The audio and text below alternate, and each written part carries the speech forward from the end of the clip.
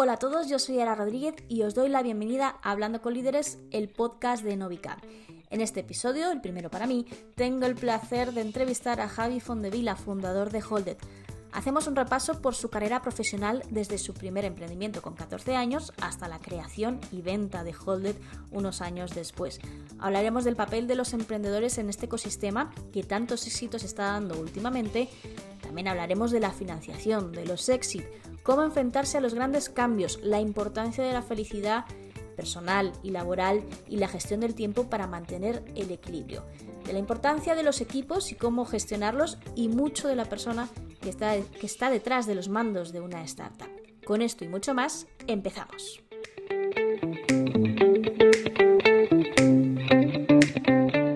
Bueno, pues bienvenido Javi Fondevila, encantada de hablar contigo, de darte la bienvenida al podcast de Novicab, Hablando con Líderes, encantada de conocerte, que nunca nos habíamos conocido. Bienvenido. Muchísimas gracias, Sara.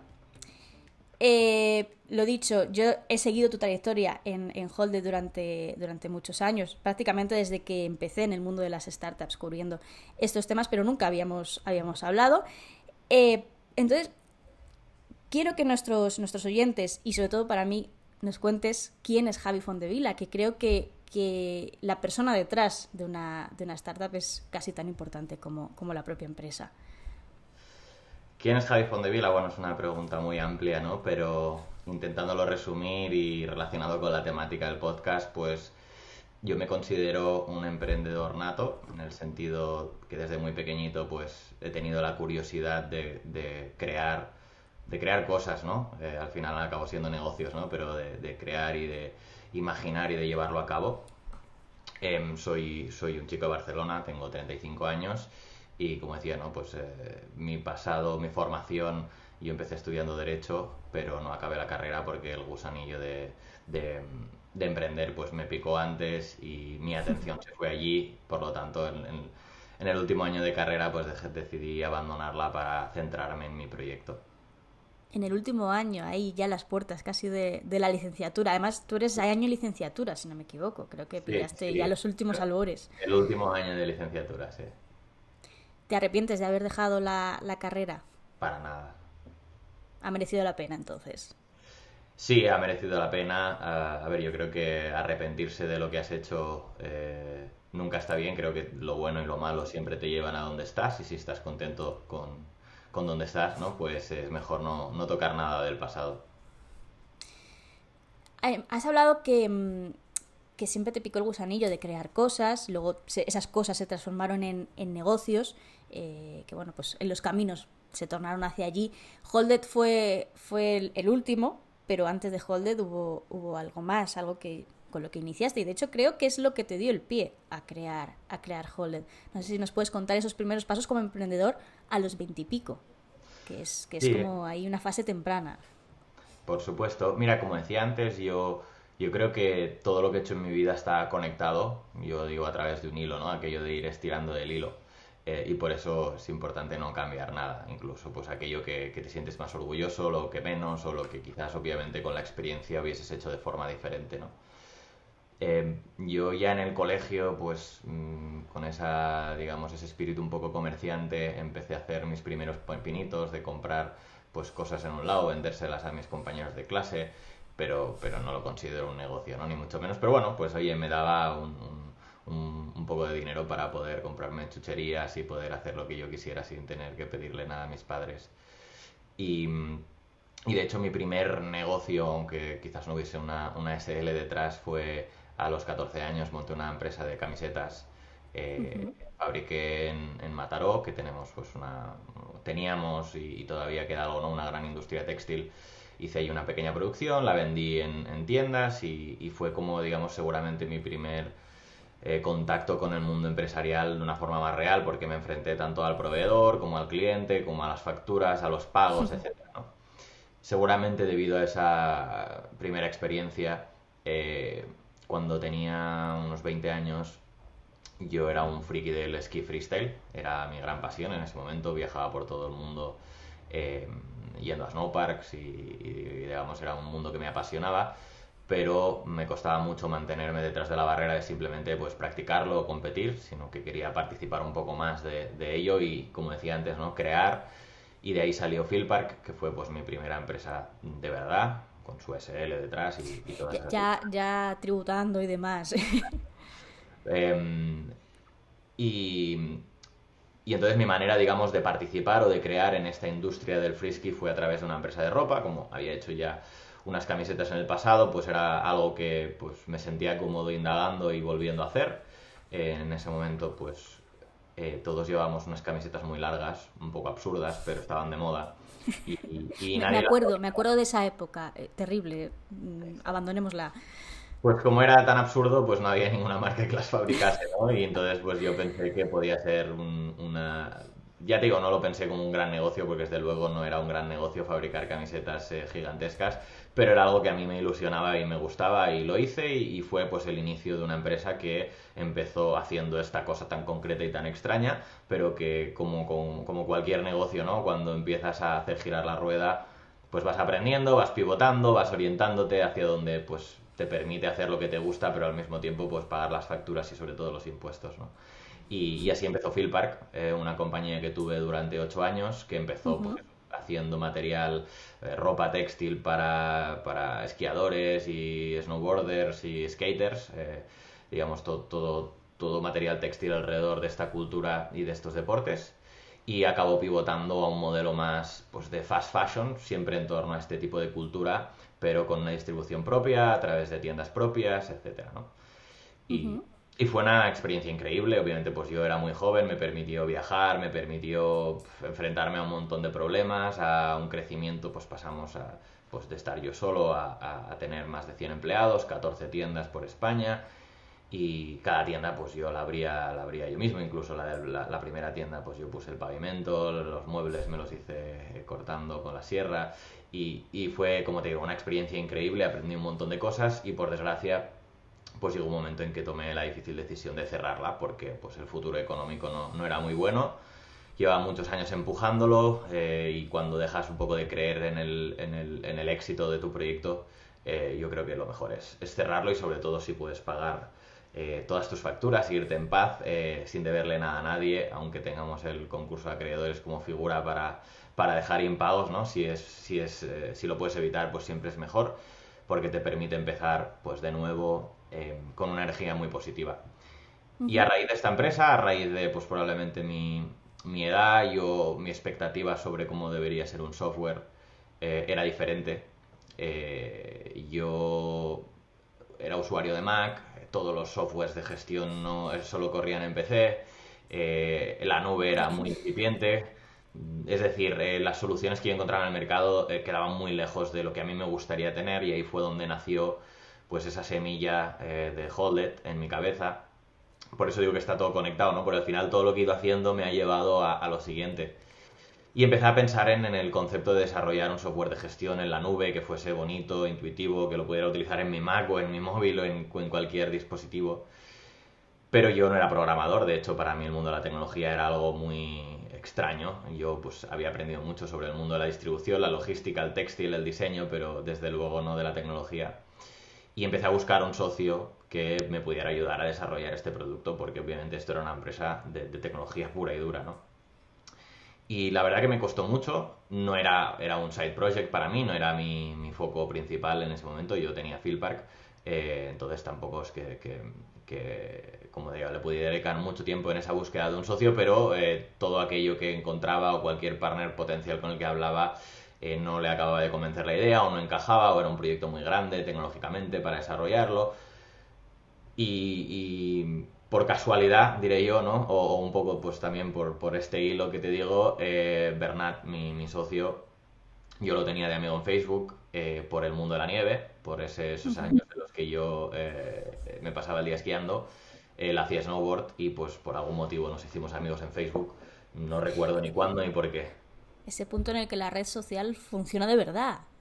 Sí, sí, Ese Facebook haciendo conexiones. increíble, pero Existe. cierto, exacto.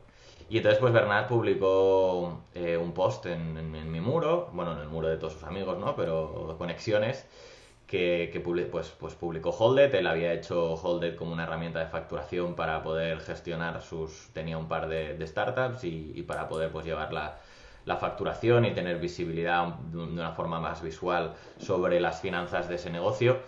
Yo lo vi y me pareció que estaba alineado con la idea que yo tenía en mente y además pues era bonito, ¿no? O sea, pues no solo a nivel técnico, sino me dio la sensación que este chico que yo no conocía había hecho algo que podía estar muy alineado con mi visión, ¿no? Entonces decidí escribirle, quedamos, hablamos, nos entendimos súper bien, teníamos una visión muy parecida de lo que se podía hacer con ese proyecto y nada, y nos pusimos manos a la obra y pues 5 años o 6 más tarde, pues aquí estamos. Aquí estamos hablando.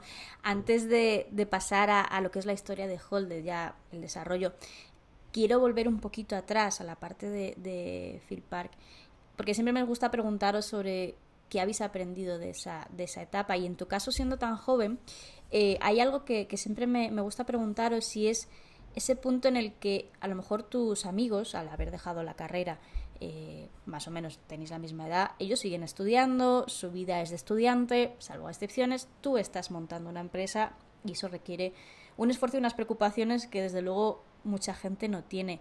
¿Cómo te enfrentas a esa diferencia? Y más cuando tienes 14 años, también tus amigos jugando al fútbol y tú pensando en vender camisetas. Bueno, como te digo, yo esto lo hacía por pasión, no había una estrategia de negocio o un plan de negocio muy serio detrás, era lo que me gustaba hacer. Quizás la gran diferencia con mis amigos es que a ellos les gustaba hacer otras cosas y pensaban, hombre, Javi está todo el día trabajando. Bueno, para mí no era trabajar, era mi manera de pasármelo bien, ¿no? Además, al ser una actividad profesional, me permitía tener más recursos que los que tienes como persona física para poder hacer cosas que a mí me gustaban, ¿no? Entonces, yo siempre lo viví, pues, no voy a decir sintiéndote incomprendido ni muchísimo menos, ¿no? Pero de forma diferente, porque no era lo común, pero sin muchos problemas. Simplemente yo me lo pasaba bien, me gustaba y lo disfrutaba y ya está. Era como una especie de hobby en esa época. No, entiendo que también una preocupación por tus empleados, pero entiendo que lo vivías así, más parecido a eso, un hobby. Sí, correcto. En cuanto a crear algo de la nada, y más en el sector textil, que en otros reportajes o investigaciones que he hecho sí que es un sector complicado, hay mucha competencia.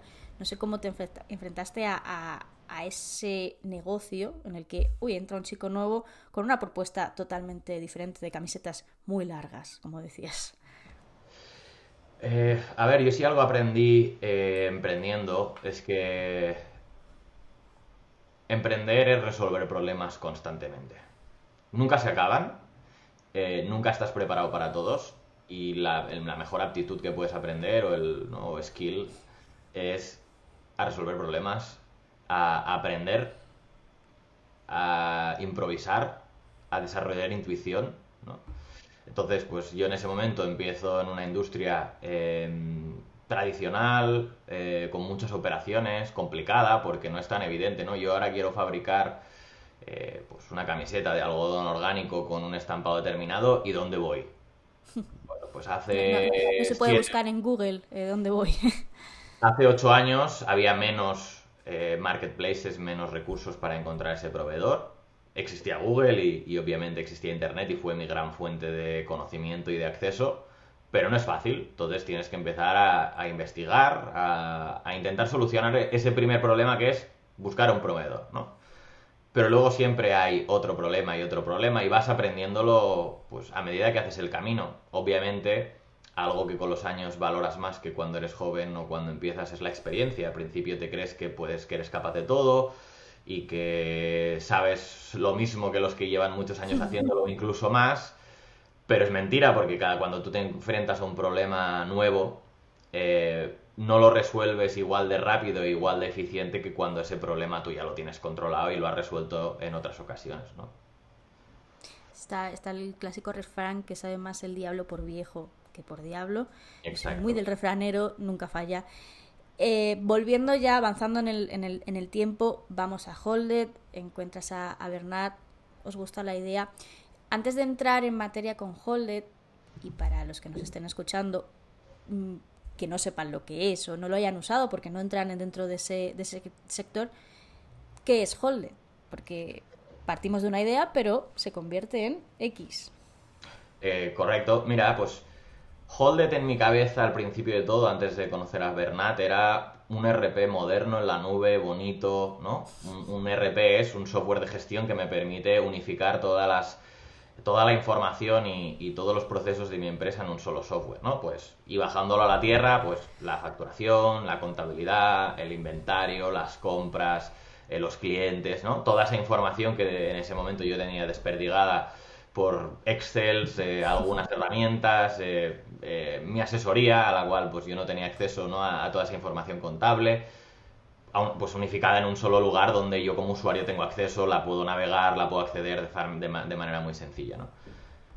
Creo que esa idea que yo tuve o que tenía al principio y lo que es Hold the Toy no ha cambiado. De hecho, hemos sido muy fieles a lo que queríamos hacer.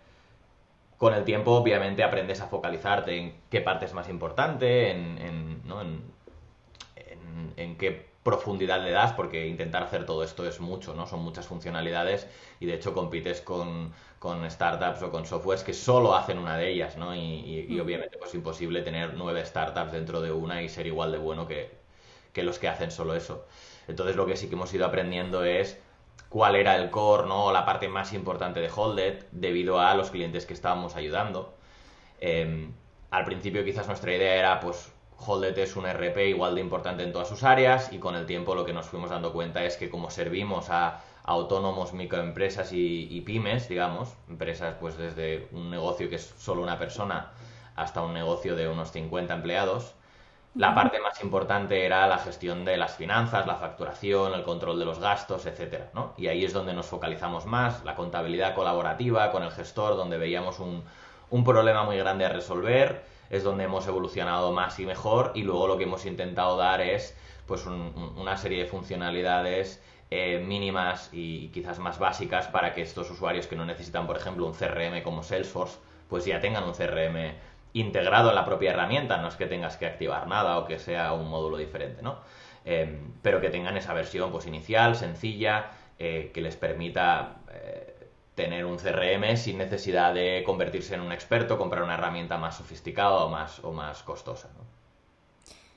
Todo esto que estás diciendo se parece mucho a este tema que ahora mismo se habla mucho, que es la digitalización de las pymes, pequeñas empresas autónomos, que ahora mismo hay como mucha necesidad.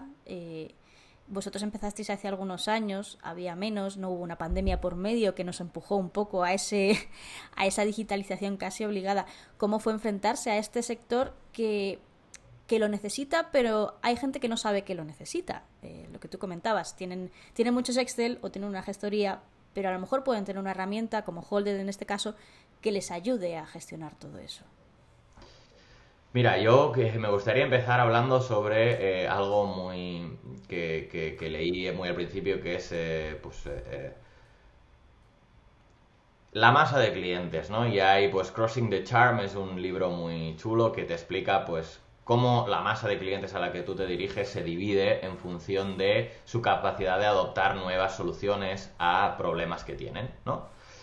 Em, yo creo que al principio no te voy a decir que sea fácil, pero obviamente pues tú encuentras lo que se llaman los early adopters, ¿no? Gente muy friki de la industria o de las herramientas, ¿no? Y que tú les enseñas tu propuesta de valor y les encanta y flipan con ello, ¿no? Y entonces puede parecer fácil conseguir clientes, ¿no?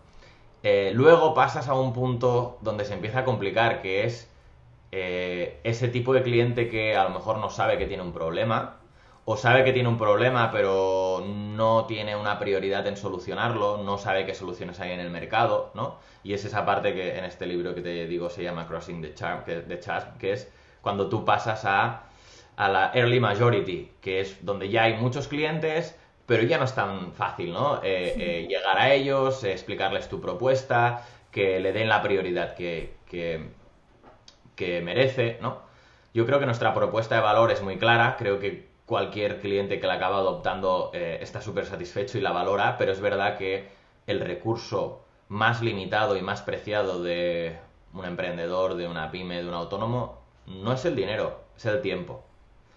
Y nosotros, pues, le pedimos un poco de tiempo, porque tiene que escucharnos, tiene que aprender a utilizar la herramienta y tiene que luego realmente utilizarla, ¿no?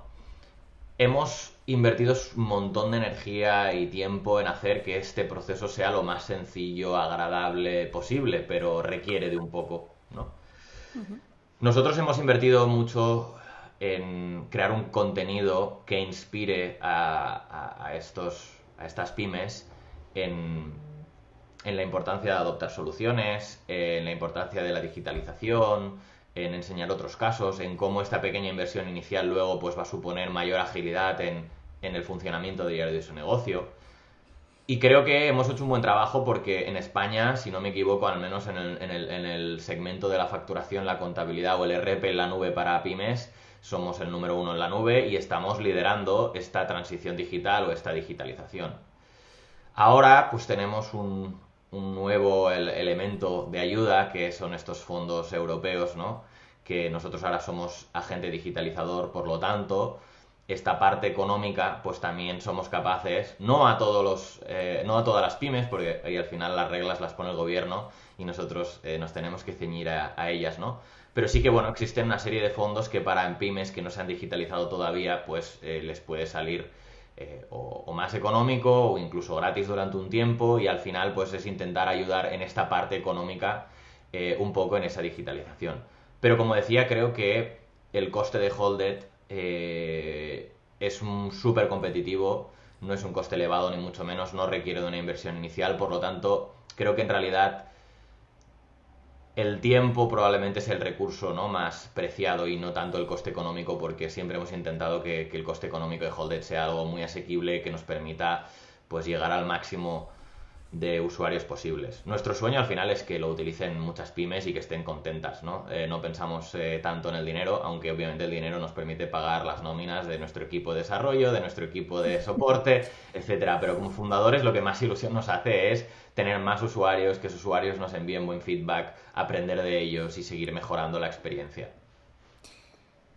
Eh, Os dirigís al grupo de empresas más numeroso en España. Ahora mismo no me acuerdo cuál era la cifra, pero podemos asegurar que es más del 90% de pymes. Ahí metemos también a autónomos. Has comentado que su recurso más importante es el tiempo y les pedís ese tiempo, pero además de eso, en esta época, sobre todo en la primera, cuando os tenéis que dar a conocer, ¿qué retos y qué habéis aprendido a la hora de dirigiros a ellos? Porque, como decimos, es la masa más grande a la que más hay que dedicar para llegar en ese primer momento. Ahora Hold desconocido, además, como comentas, con los fondos europeos, pues también ayuda. Pero bueno, esos primeros pasos, ese inicio. Pues ese inicio, nosotros somos de la creencia que todo ha de empezar en un buen producto. Es decir, hoy hay muchas estrategias y de hecho estrategias muy exitosas en la comercialización de productos no tan buenos, pero nosotros siempre empezamos este proyecto porque éramos unos frikis del producto y queríamos tener un buen producto y eso fue lo primero que hicimos, ¿no? Una vez teníamos un producto que nos gustaba, que nos hacía sentir orgullosos, intentamos pues, darlo a conocer, ¿no? Y en ese momento utilizamos todas las herramientas que estaban a nuestro alcance, cosa que probablemente ahora con el tiempo te diría, está mal, porque la manera de escalar un negocio es encontrar un canal que funcione y focalizarse en uno, porque cuando intentas empujar 6 canales al mismo tiempo, normalmente eres mediocre en todos, ¿no? Pero bueno, pues esos errores que nunca sabremos si fue un error o sin eso no hubiésemos llegado donde estamos, fue, pues, primero y lo más fácil, recomendarlo a la gente que conoces, ¿no? Utilizar tu propio network, recomendarlo a todo el mundo que sabes que tiene un negocio, que lo prueben, que te digan su feedback, etcétera. Punto número 2, empezamos muy pronto con la publicidad online, tanto en Google como en Social Ads, en las diferentes redes sociales, porque sobre todo al principio, pues con muy poca inversión puedes empezar a tener visibilidad y también visibilidad a gente que no conoces, que también está bien, ¿no? Porque al final cuando se lo recomiendas a un amigo, quizás no es imparcial en el feedback que te da, quizás lo utiliza porque eres su amigo, pero no tienes la experiencia real que vas a necesitar luego para escalar. Y más importante, si es tu amigo luego, como le guste, te va a llamar todo el día para pedirte cosas, ¿no? Y no podemos hacerlo. Entonces, para nosotros seguramente el canal que rápidamente encontramos que nos permitió llegar a ese público que nos ha ayudado a escalar fue la publicidad online. No es para todos los públicos, la publicidad online es complicada, es cara, cuando escalas pues el coste sube, los proveedores de publicidad online han ido subiendo los precios, necesitan pues generar crecimiento en sus ventas y van subiendo el coste y entonces es un reto, el talento de gente que sepa escalar estos canales y gestionar mucho dinero en estos canales es escaso, es complicado. Pero bueno, fue el nuestro, nos ha ayudado, sigue siendo nuestro canal número 2, porque en realidad el mejor de los canales es el cliente satisfecho, ¿no? Y ese es nuestro canal número 1 de adquisición, es nuestro canal número 1 de digamos, de futuro, porque no solo nos trae clientes nuevos, sino que nos permite validar nuestro modelo, ¿no? El único problema de la viralidad o del boca a boca es que tú no lo controlas, por lo tanto siempre necesitas tener un canal que sea el que tú controles, el que si quieres ir más rápido tengas la capacidad de hacerlo, ¿no? Porque tú no decides si tus usuarios te recomiendan más o menos rápido. Que no está mal el boca a boca tampoco, o sea, es un canal interesante. Quería insistir sobre un punto que es la barrera generacional y cómo la vencemos. A lo mejor esos early adopters no tienen ningún problema porque les gusta la tecnología, ven un producto que dicen, mira, es bonito y es fácil de usar, pero a lo mejor otras generaciones pues les cuesta un poco más adoptar porque están anclados a ese tipo de empresa un poco más tradicional, una gestoría pues bueno, de toda la vida. ¿Cómo rompéis esa frontera? Con mucho esfuerzo y con mucha creatividad. Sorprendentemente, obviamente, pues el público más joven tiene más capacidad por haberse criado haberse educado con herramientas digitales en adoptar soluciones digitales, pero nos ha sorprendido la cantidad de clientes y de usuarios de no tan jóvenes que nos han adoptado desde el principio. De hecho, mira, recuerdo yo durante los 2 primeros años de Holded estaba en el chat dando atención al cliente porque era uno de los elementos clave para entender nuestras fortalezas, nuestras debilidades, etcétera. Y uno de los primeros clientes, me acuerdo, pues que era la administrativa de una empresa de metales que tenía pues 63 años y tenía mi teléfono porque pues hablábamos mucho y me llamaba y era una de nuestras primeras usuarias, ¿no? Entonces, pues a nivel cualitativo no tuve esta sensación de solo tenemos gente joven, ¿no? Utilizando la herramienta al principio. Probablemente a nivel cuantitativo, si hubiésemos, ¿no?, sacado números, pues sí, seguramente sí. Pero bueno, que hay de todo, ¿no? Entonces, nuestra manera de luchar contra esa adopción quizás de otras generaciones menos digitales o que han tenido que aprender eh, a utilizar software o herramientas digitales a una edad que o da más pereza o cuesta más o no, ya llevas muchos años haciéndolo de otra manera, es a través de, uno, hacer el producto más sencillo, más fácil, más intuitivo. Dos, ofrecer un montón de alternativas, es decir, te ofrezco pues una formación por escrito, te ofrezco una formación en un webinar grupal con otros usuarios, te ofrezco una formación individualizada, te ofrezco, ¿no? Al final intentar ofrecer pues diferentes maneras para que cada uno encuentre la que se siente más cómodo y le ayude a cruzar esa barrera. Pasando ya un poco más a la siguiente etapa de Holded, porque hemos estado hablando de esos inicios, de la barrera generacional, de cómo enfrentarse a esos primeros retos, ya empezáis a estar en el mercado, a estar establecidos, ya empezáis a ser una empresa de éxito en la gestión de empresas en la nube. ¿Cuál es vuestra receta del éxito? ¿Cómo habéis llegado a ese punto? Los hitos que vosotros creáis que digáis, oye, esto funcionó. Pues la receta de nuestro éxito es nuestros valores corporativos. Y va a sonar súper corporativo esto y me parecería terrible, pero de verdad que con el tiempo creo mucho en ello, ¿no? Que es sobre todo pasión por lo que hacemos. Nos encanta lo que hacemos y por lo tanto nos permite ser persistentes, aunque los resultados no vengan, ¿no?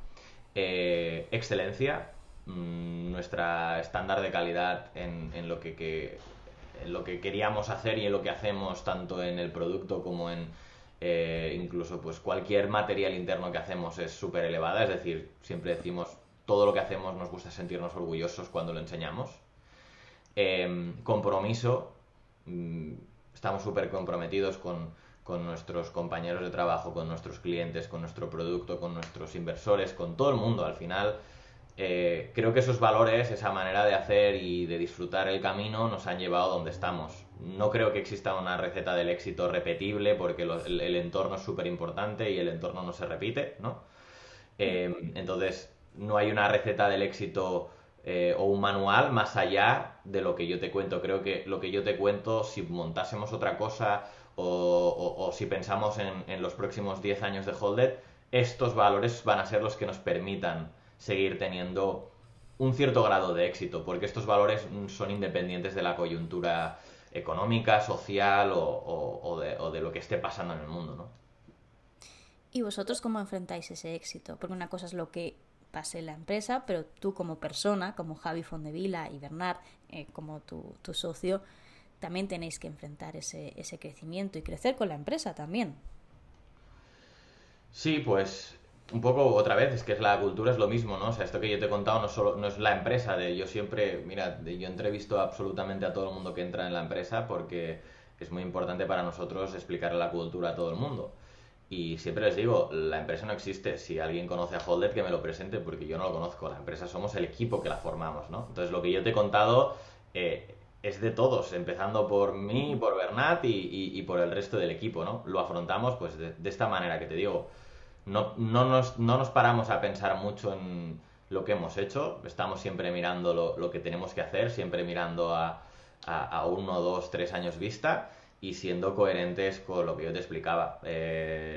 Nos lo pasamos súper bien haciendo lo que hacemos.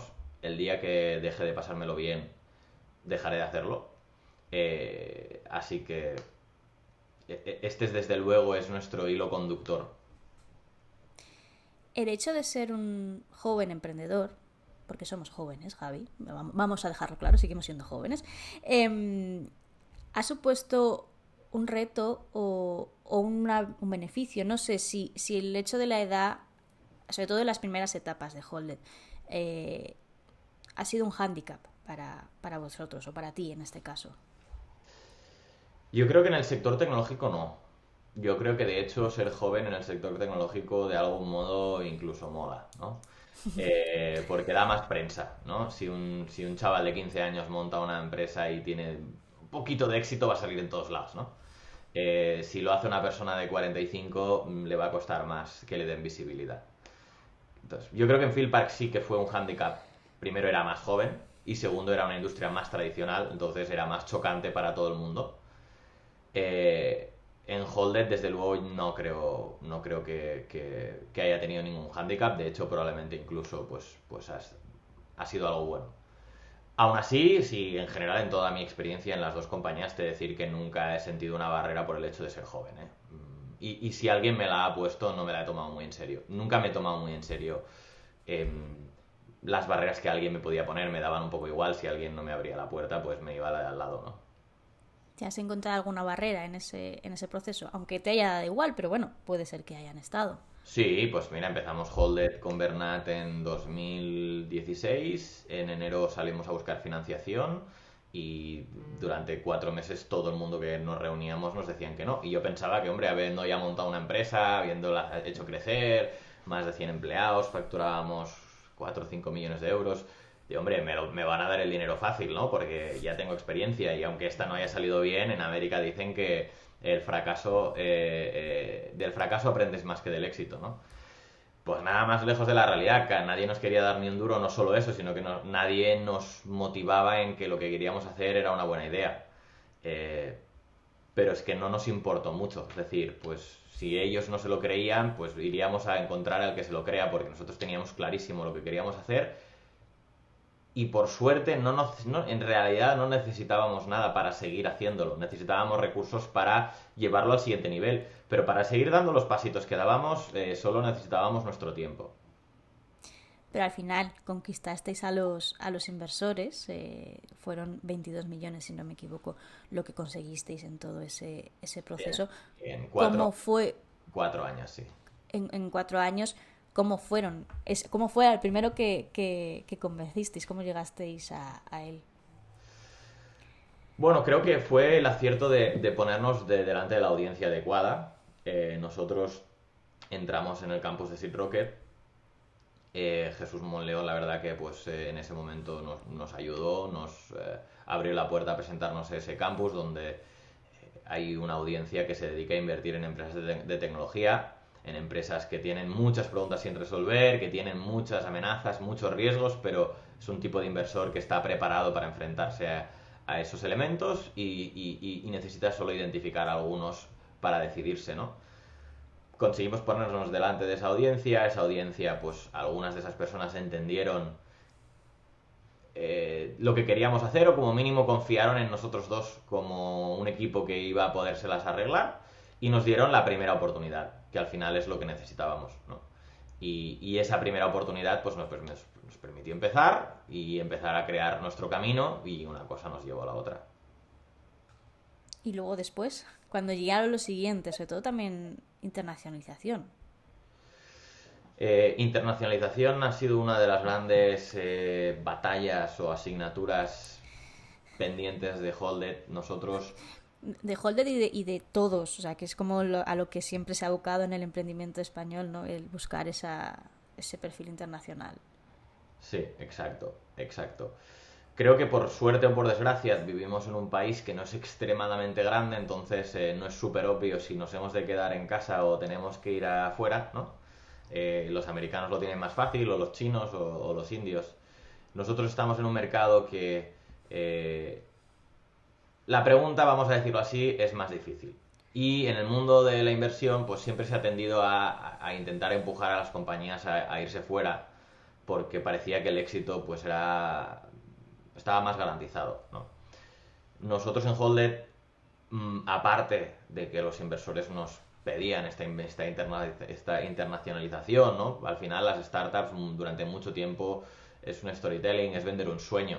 Y ese sueño, pues si tu potencial mercado está en 10 países o en 20 o en 3 muy grandes, ese sueño es más grande que si pues desde el principio aceptas que te vas a quedar en el mercado español, que no es un mercado pequeño, pero como digo, no es un mercado gigantesco, ¿no?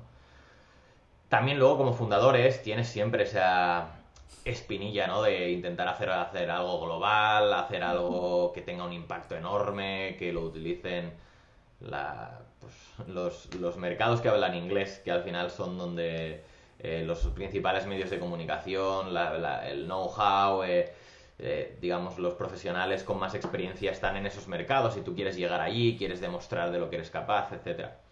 Entonces, por suerte, ambas cosas siempre las hicimos muy bajo control y nunca nos tiramos a la piscina muy fuerte. Nosotros probamos el mercado británico, probamos el mercado francés y finalmente de momento hemos decidido que nuestro compromiso es con el mercado español.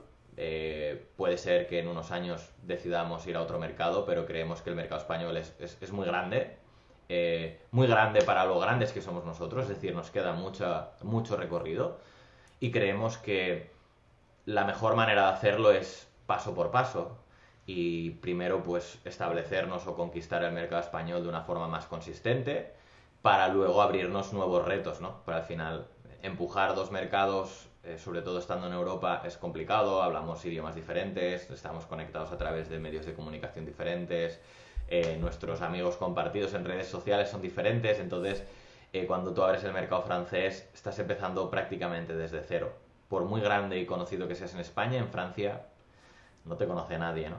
Y luego te encuentras que también los mercados en Europa, a excepción del español, te diré, son muy nacionalistas. Los franceses, en términos generales, les gusta comprar producto francés. A los alemanes les gusta comprar producto alemán. En España nos encanta comprarlo de fuera. Pero en el resto de Europa son muy nacionalistas, por lo tanto, como empresa extranjera, ir y abrirte paso no es fácil. Entonces lo que nosotros creemos es que hay que ser lo más fuerte, grande y sólido posible para que cuando te metes en una misión de ese tipo, en nuestro mercado y segmento en concreto, esto no aplica para todo el mundo, ¿no? Pero en el mundo de la contabilidad, ERP, software de gestión para pymes, lo mejor es ser eso, grande, fuerte y estar preparado para ir ahí y luchar y hacerte un hueco. ¿Los países son diferentes y las empresas son diferentes también? No, en realidad las personas y las empresas son parecidas y de hecho el problema que nosotros solucionamos lo solucionamos para todo el mundo, ¿no? Pero luego tienes elementos de localización, en nuestro caso pues la contabilidad es diferente, los impuestos, ¿no? Y eso te requiere un esfuerzo para localizar el producto en cada mercado. Pero sobre todo, yo te digo, lo número uno no es localizar el producto, no es que sean diferentes, es distribuir. Porque si tú empiezas de cero cada vez que abres un mercado europeo, el coste de adquisición del cliente uno es mucho más alto que cuando tú tienes un conocimiento de marca en un mercado. Entonces, si tú te enfrentas a la decisión de tengo 1.000 euros, ¿qué me los gasto en conseguir un cliente en mi mercado local o en un mercado nuevo? Pues hay un punto en el que vale la pena hacerlo en un mercado nuevo, pero hay que saber muy bien cuál es ese punto, porque en nuestro caso, un nuevo cliente en España nos va a traer más clientes de forma orgánica, nos va a hacer aún más populares, el network effect va a ser más potente y además también los recursos de tecnología y de soporte nos permiten pues ofrecer un mejor producto y un mejor servicio al cliente español, ¿no? Entonces, por eso creemos que todavía nos quedan seguro un par o tres de años en seguir focalizándolos en el mercado español, en consolidarnos, en tener el producto que queremos y que visionamos y luego pues ya veremos, ¿no? Cuando nos sentimos que es el momento adecuado para dar el salto. El salto, que no sé si en ese salto tiene que ver algo que pasó en 2021, fue la llegada de Visma, los noruegos, que de hecho acaban de anunciar otra compra, declarando aquí en Castellón. ¿Qué pasó con Visma en 2021? Pues pasó que nosotros acabábamos de levantar una Series B. Desde luego vender la empresa no era algo que estuviese ni en nuestro plan, ni en nuestra mente, ni era algo fácil de encajar, ¿no? Porque nuestro plan era otro. Teníamos recursos para seguir ejecutando nuestro plan de negocio. Pero de repente, pues, mira, a veces estas cosas pasan y creo que la habilidad que hay que desarrollar es siempre estar atento, con los sentidos muy sensibles, ¿no? Y nos vinieron tres compañías de nuestro segmento, probablemente las tres o en el top 5 del mundo, que querían comprarnos la empresa. Y decidimos que, hombre, era una situación suficientemente excepcional como para, como mínimo, escuchar sin, ya te digo, sin muchas pretensiones, pero escuchar es un halago, ¿no? Que venga pues una multinacional que se dedica a lo mismo que tú, pero en una magnitud muchísimo más grande, es un halago que se fije en ti, que te quiera comprar y en ese proceso de conocerse aprendes cosas, ¿no? Entonces nosotros nos lo tomamos muy, esas primeras conversaciones muy, digamos, desde la distancia, sin creernos nada, simplemente, oye, mira, estos nos quieren comprar, un poco de broma, ¿no? Pues vamos a ver qué dicen, vamos a A hablar ver con qué ellos, pasa, ¿no? nos lo pasamos bien. Y oye, sin querer, pues aquello se puso serio y de repente teníamos tres ofertas de compra por escrito, con unas ofertas además que era muy complicado decir que no. Muy, muy complicado. Y tomamos una decisión que pensábamos que era la mejor para nosotros como fundadores, para nuestros accionistas, para nuestros empleados, para nuestros clientes, porque unirnos a Visma nos permitía centrarnos en España, porque ya no teníamos que levantar capital, por lo tanto ¿no? Esta idea de internacionalizarse que los inversores pues muchas veces nos ponían encima de la mesa desaparecía. Eh, Ligado a esto ya no teníamos que levantar capital y como fundadores pues podíamos tener el 100% de nuestro tiempo dedicado a nuestro negocio y no a buscar financiación para nuestro negocio. Y eso de decir que era algo muy, muy atractivo, ¿no? Es Al como el final, sueño del emprendedor, ¿no? De centrarse en el negocio y no en el negocio de buscar dinero. exacto, exacto. Y además nos daba continuidad, no te diré para siempre, ¿no? Pero sí, o sea, Holded siempre ha sido un buen negocio y nunca hemos estado en una posición de riesgo. Pero esto pues ya nos daba la oportunidad de asegurarnos que Holded va a estar aquí los próximos, no sé, 20, 30, 50 años. No lo sé, porque ahora formamos parte de un grupo, de una empresa increíble, súper solvente, que hace las cosas súper bien, con unos valores corporativos que se ajustaban un montón a los nuestros. Y esto pues nos permitía soñar. Mira, yo cuando cerré Philpark estuve 6 meses intentando regalar la empresa. Lo único que quería es que alguien le diera continuidad, que mi equipo siguiera teniendo su trabajo, que, ¿no? que yo siguiera haciendo field park en la calle, que las tiendas siguieran abiertas y no conseguí que nadie se la quisiese quedar gratis, ¿no? Entonces, también como fundador, más allá de la parte económica, el hecho de saber que aquello que has creado va a seguir en el mercado para siempre o para el siempre que tú eres capaz de visualizar, también es súper gratificante, ¿no? Entonces, se daban muchos elementos que, oye, nos hicieron tomar esta decisión y 8 meses más tarde creo que fue una decisión súper acertada, estamos súper contentos con el post-venta, con la independencia que seguimos teniendo, con el foco que hemos podido tener ahora en producto, en servicio, en atención, en nuestro equipo, la relación que tenemos con Visma, el apoyo que nos dan, el alineamiento que tenemos. O sea, la verdad que la experiencia está siendo increíble 8 meses después. ¿Cuánto tiempo tardasteis en decidiros por Visma en este caso? Desde el momento en que empiezan las llamadas y dices, ojo, que esto va en serio. Pues desde la primera llamada hasta que fuimos al notario pasaron 5 meses. Bueno, tiempo suficiente para mentalizarse. Porque ¿cómo es enfrentarse mentalmente para vosotros, que habéis creado Holded desde el minuto uno y de repente, oye, esto va a pasar a formar parte de una empresa mucho más grande, esto va en serio, son muchos millones en este caso, ¿cómo os enfrentáis a todo ese cambio? Esto ya es una pregunta más personal para vosotros, porque entiendo Sí, que ese de repente te cambia el pensamiento y dices, joder, es difícil poder afrontarlo. desde luego, sobre todo cuando no te coge mentalizado, cuando tú no estás vendiendo la empresa proactivamente, pues es algo nuevo, pero creo que creo que nuestra posición es diferente a si te pones en la posición de alguien que posee el 100% de la empresa. Es decir, nosotros habíamos recibido 4 rondas de financiación, teníamos fondos de inversión como accionistas de la compañía, en el consejo. Entonces, el sentimiento de que es nuestro bebé nunca había cambiado y de hecho no ha cambiado, lo seguimos considerando igual y nos seguimos tomando los pequeños problemas del día a día con la misma pasión y a veces estrés que antes.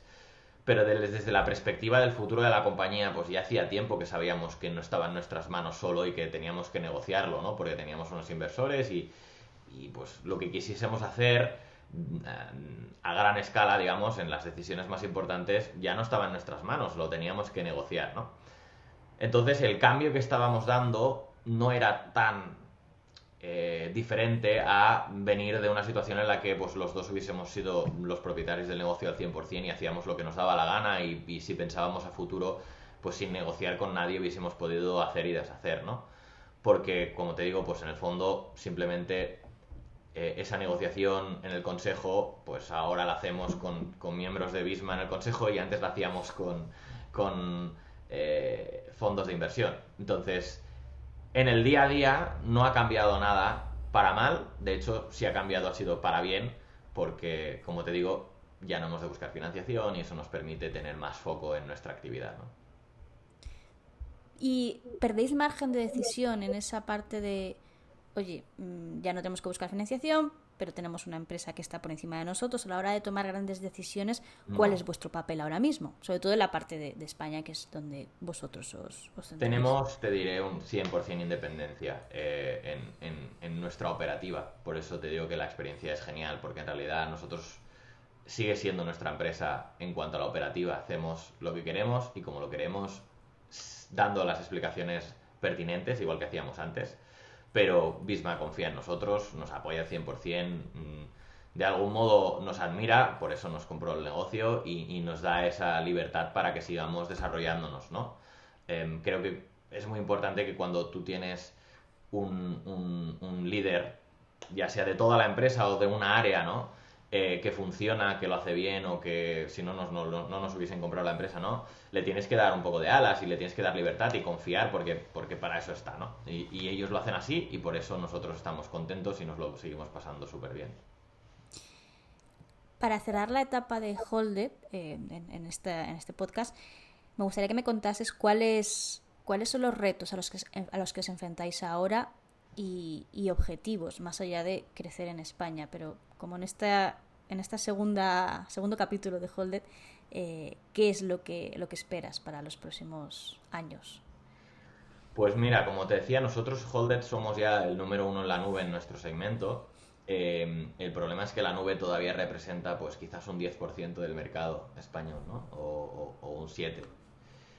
Y nuestro objetivo es que represente más del 50 o el 70. Va a representar el 100 porque desde luego la nube es la tecnología del presente y del futuro. No tiene cabida el software instalable en tu ordenador en local. Eso pues va a desaparecer.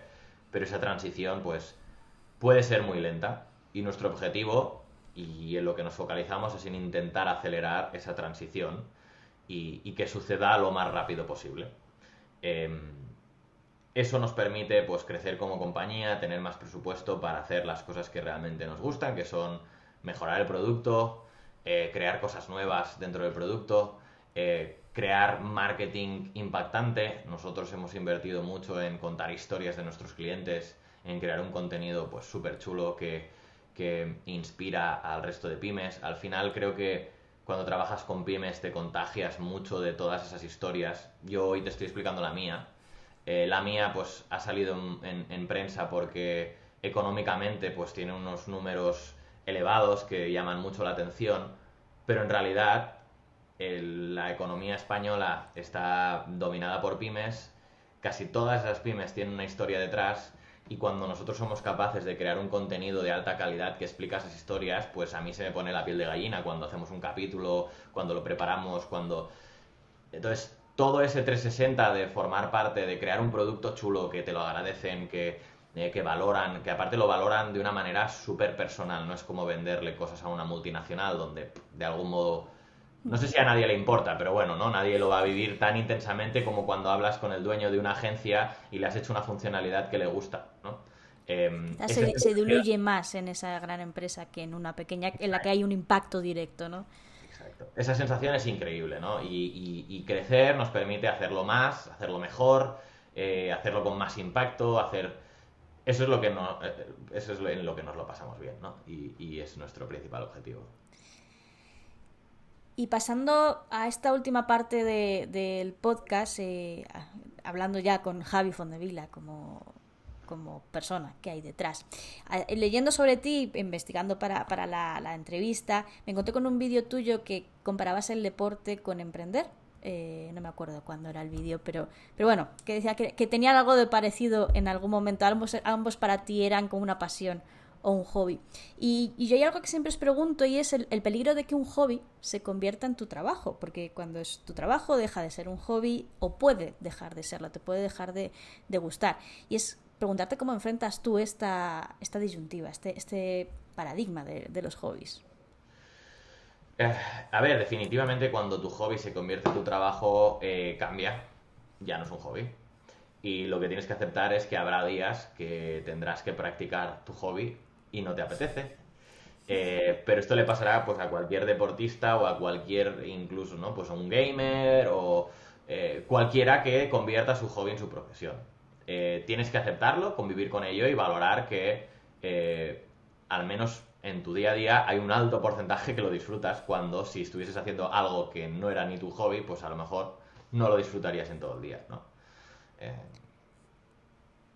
¿Cómo transmites esa pasión a tu equipo? Porque creo que los equipos son la parte, el pilar de una empresa y que entiendan tu pasión por ello es importante, sobre todo en las startups, ¿no?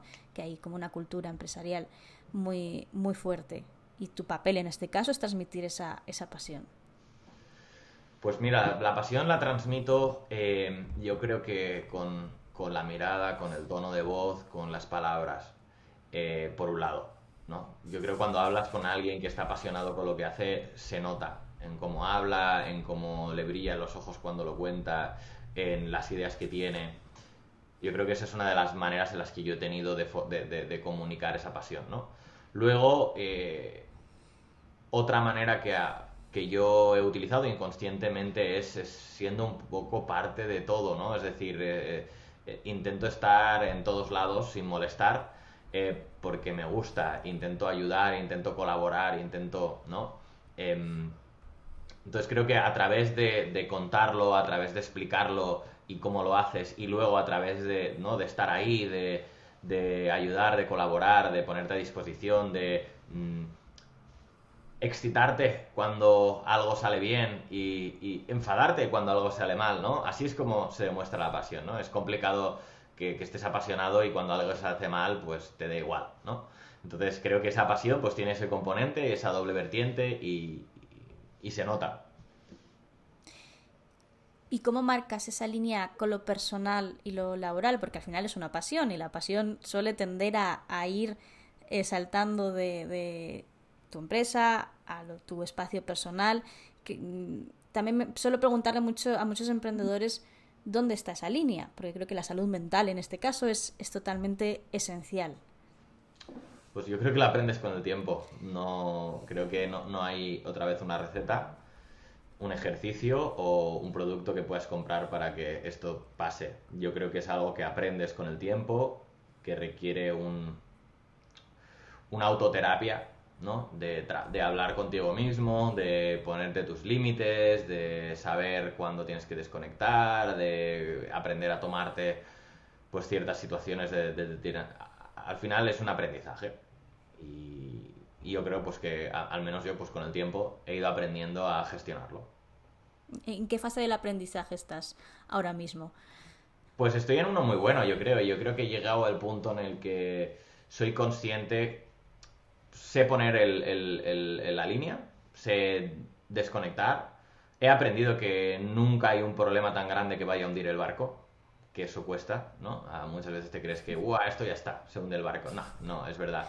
Entonces, he aprendido a aplanar las sensaciones.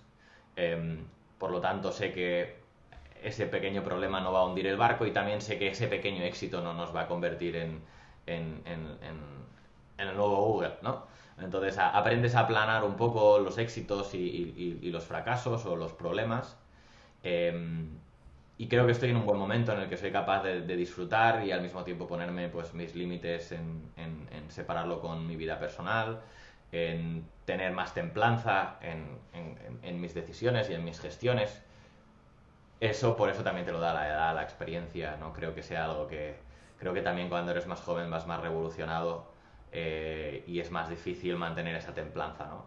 Creo que cuando hablo con gente que tienen pues 10 o 20 años más que yo y que han tenido responsabilidades fuertes en el mundo profesional, lo notas, ¿no? En cómo hablan, la templanza que tienen, ¿no? Y es algo que creo pues que las revoluciones de tu cuerpo poco a poco pues, ¿no? Se van bajando y eso te permite también a estar tú más templado, más tranquilo y a gestionar las cosas desde esa perspectiva. ¿A qué dedicas tu tiempo libre? Pues a mi familia, a mi pareja, a mis amigos, a jugar a golf, a ayudar a otros emprendedores. Dedico una parte de la semana a recibir emprendedores que se ponen en contacto conmigo, intento escucharlos y pues, ayudarles en lo que pueda o como mínimo en contarles mi punto de vista y esperar que eso les sirva de algo. Hemos abandonado ya el skate para siempre. Uy, eso hace muchos años ya. No, Ya, mejor el golf, ¿verdad? El golf es más tranquilo, más pausado. y no me rompo una Eh, pierna. no, yo tampoco, no es mi sector. Buscando sobre ti, me metí en tu cuenta de Twitter y no eres especialmente activo, y me refiero a activo comparado con otros emprendedores que hay en el ecosistema español. ¿Por qué no estás tanto en redes sociales? Primero porque no me llama. eh, no estoy dispuesto a invertir el tiempo que requiere. Al final estar activo en redes sociales, pues creo que primero tienes que pensar que tienes algo que decir, ¿no? Y yo no sé si tengo algo que decir o tengo las ganas de meterle el tiempo para crear ese contenido adecuado que merezca el tiempo de los demás para leerlo. A mí me gusta invertir el tiempo en mi negocio y en todas las cosas que yo te he dicho. Creo que ya suficientes cosas tengo, suficientes bolas estoy eh, eh, balanceando, ¿no? Como para intentar meter otra que sea, pues, hablar en redes sociales. No es lo mío, no pasa nada, yo creo. Pero soy un gran lector, ¿eh? Yo leo mucho Twitter, consigo información de mucha calidad, aprendo muchas cosas a través de Twitter. Os agradezco que haya mucha gente que crea ese contenido, pero nunca me ha llamado ser uno de los que lo crea. En esas grandes bolas que tienes en medio, que son muchas, y dejamos redes sociales a medio, quizá en algún momento vendrá esa faceta inversora de... Escuchas a muchos emprendedores, no sé si te ha picado el gusanillo de decir, bueno, esta es una buena idea, podría ayudarle de alguna otra forma. Sí, de hecho, con mi socio hemos empezado a hacer algunas inversiones y, bueno, lo hacemos de una forma muy tranquila porque no nos podemos dedicar full time a ser business angels. Obviamente es una actividad que nos gusta y nos divierte porque nos permite conocer proyectos, conocer emprendedores, transmitirles cosas por las que ya hemos pasado y eso pues es, es guay, ¿no? Nos gusta, pero no podemos dedicarle muchísimo tiempo. Entonces, pues sacando el tiempo que podemos, si sale algo te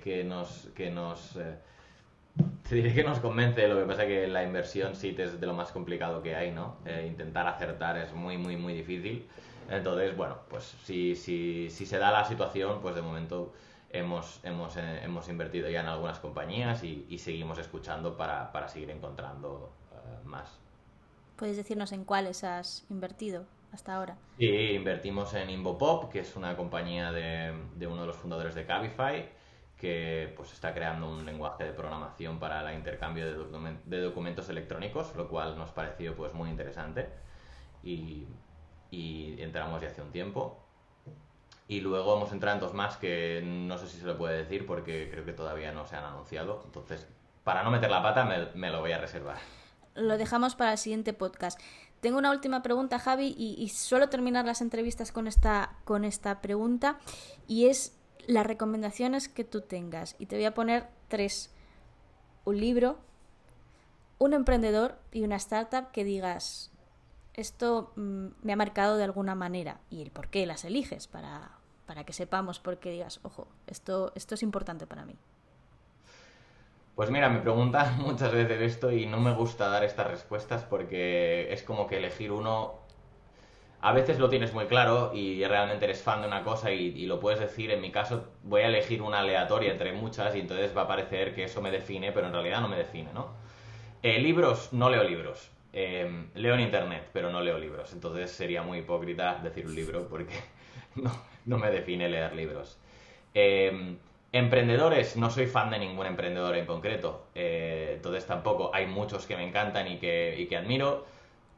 Te voy a decir Elon Musk y es súper obvio, Está muy de moda últimamente, ojo, ¿eh? pero ayer me vi un documental que han sacado en Netflix sobre SpaceX y la verdad que, ostras, el tío me fascina como su capacidad de innovar en cosas imposibles, de arriesgar pues su patrimonio, de realmente perseguir un sueño, ¿no? Como lo tengo reciente porque lo vi ayer y más allá de todo lo que leemos todo el día, pues me impactó, pues te voy a decir Elon Musk, pero una vez hay 800 otros mil que no son tan populares que me gustan y que sigo y que admiro. Y una startup también, ¿no? Es que creo que hay muchísimas que hacen cosas increíbles que nosotros hemos mirado y aprendido, y me cuesta mucho elegir una, ¿no? Pero desde Intercom, Slack, SpaceX o Tesla o Boston Dynamics, no sé, hay un montón de compañías, algunas que admiras porque están creando un producto espectacular, otras porque su capacidad de distribución o su cultura empresarial es increíble o que han cambiado una industria. No sé, hay muchas, me cuesta mucho elegir una. Bueno, nos quedamos con la indecisión de ese gran panorama de opciones. Pues muchísimas gracias, Javi Fondevila, fundador de Holded. Ha sido un placer hablar contigo, conocerte y hablar de toda tu carrera, que es como una historia, un hilo que va conduciendo hasta el día de hoy. Y eso, la verdad que el storytelling, en este caso, es bastante entretenido escucharte y haber conocido sobre ti. Aunque hayas dejado el skate, pero bueno, no pasa nada. El golf es la nueva pasión. Así que muchísimas gracias y un placer hablar contigo. Nada, muchísimas gracias a ti, Ara, y a Novica por este espacio. Un saludo. Hasta luego.